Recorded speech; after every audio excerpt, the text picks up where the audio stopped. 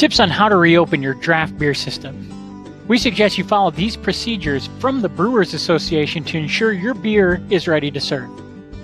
First, schedule a deep cleaning within 2 weeks of the reopening date. Then, do a thorough analysis of your beer inventory to make sure everything's fresh.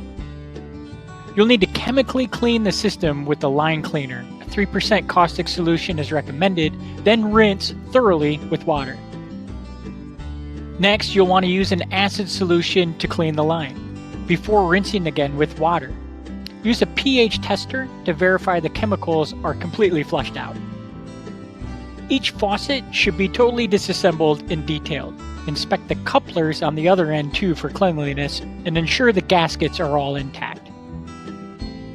Clean and sanitize all your glassware. Tap all the kegs being served, then turn the gas back on and check all the regulators.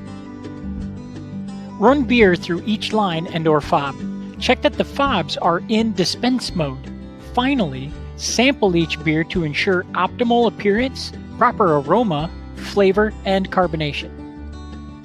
If you have any questions or need any supplies, contact us at 1-800-899-6610 or visit our website rapidswholesale.com.